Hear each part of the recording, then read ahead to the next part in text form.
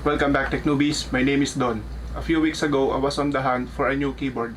The keyboard that I was looking for must have both wired and wireless connectivity.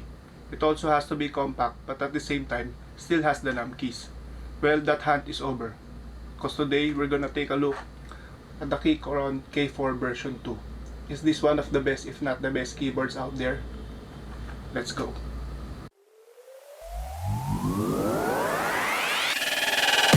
Tech Newbies.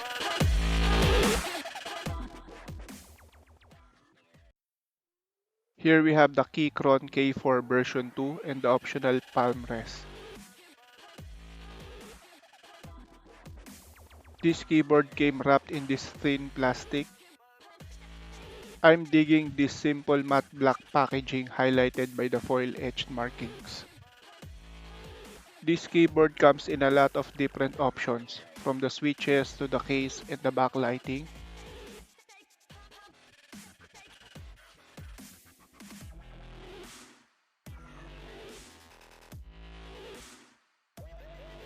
There's a sticker that indicates K4J3.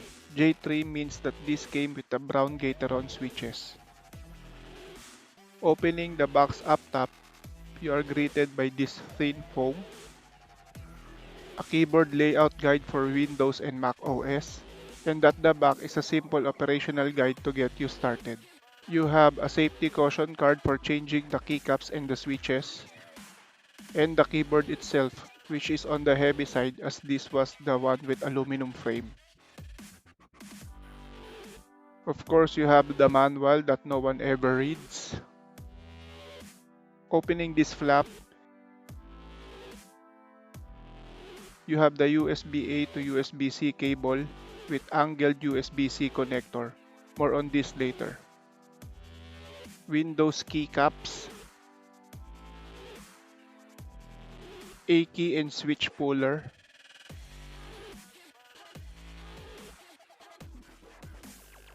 and the Keychron K4 version 2 in all its glory.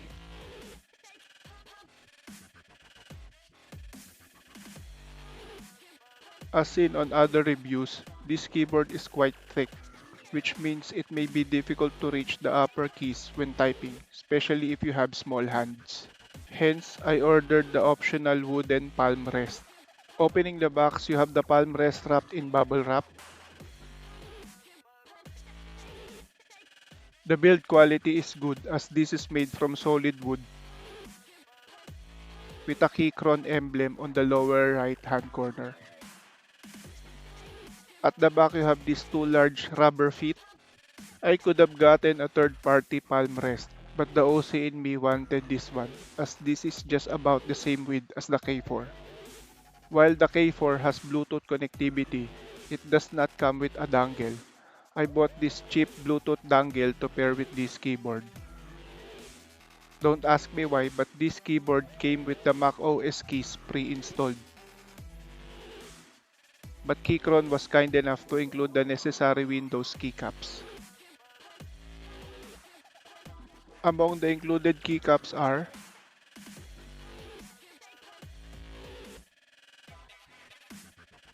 the left Alt key, an orange colored light key, Windows key, the right Alt key, and a gray escape key. You can use the provided keyboard layout as a guide to replace the necessary Windows keycaps. These are the included switch and key pullers. To remove the keycaps, simply press the key puller to the key you want to remove, making sure that the steel wires are under the key itself and lift with a bit of a wiggle.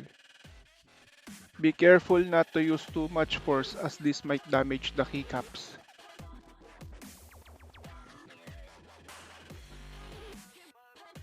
To install the new keycaps, carefully align the keycaps and press down.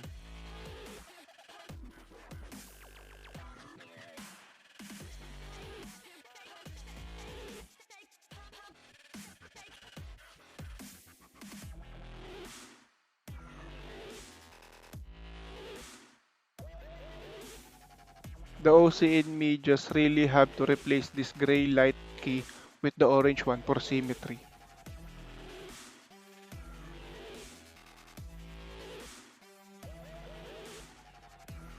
At the left side of the keyboard frame, you have the USB-C port, the Windows, Android, and Mac OS switch, and the cable off and Bluetooth switch.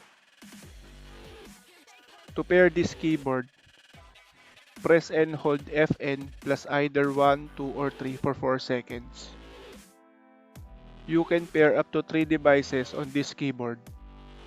Plug the Bluetooth dongle on your desktop and wait for it to install. Then click on the Bluetooth icon and select Add a Bluetooth device. Click on the plus sign and select Bluetooth. It might take a bit of time for your PC to detect the keyboard. Once detected, the Keychron K4 will appear. Click on it and wait for it to finish. Then click Done. Here's the sound test for the Keychron K4 version 2.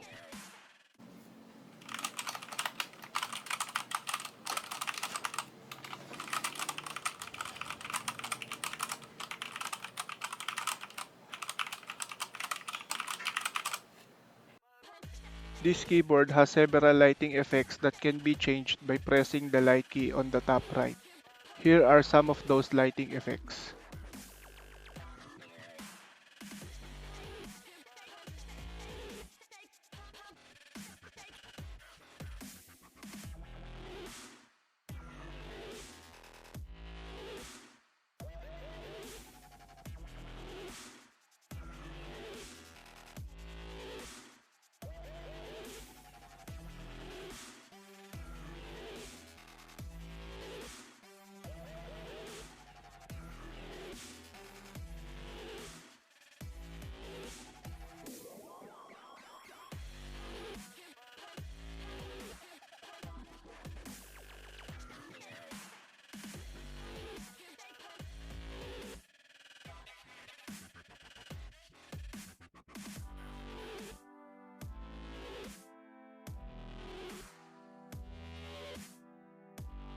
While testing this keyboard, I have had a couple of issues that I needed to share to you.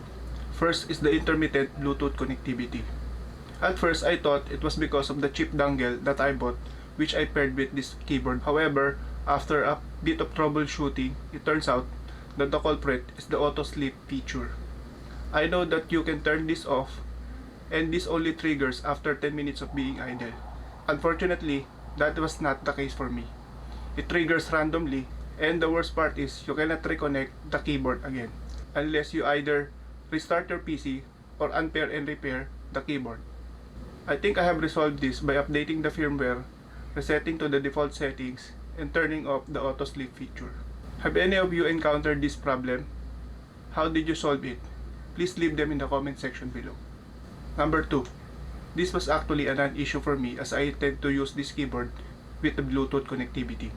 However, after encountering the first problem, I have to reconsider using the USB cable as my means of connection. But after setting it up, it turns out that the USB cable is too short to reach any of the ports in my PC. So if your desktop is set up just like mine, you might need to get a USB extension cable or a USB hub to resolve this issue. Overall, I really love this keyboard. Being my first time to own a mechanical keyboard, that longer stroke and tactile feel made for a better typing experience. I even joked that I might have to write a novel because of how great it is to type on this keyboard. And with its plethora of features that's built into the keyboard, I have to say that this is definitely one of the best keyboards I've tried today. Would I recommend it? Most definitely yes. As these keyboards comes in a variety of switch options, if this is your first time buying a mechanical keyboard, you might be diving blindly on which type of switch to get. Fortunately for me, I like the type that I got. If you're planning to get this keyboard, there's a model with hot swappable switches. This way you can easily swap between the types of switches until you find the one that you prefer. One word of caution though, if you do this, you are putting yourself at risk of being sucked into the rabbit hole of customizable keyboards. Something that would turn very expensive very quickly. That's it for this video. Thank you for watching. See you again next time. Keep safe. Peace.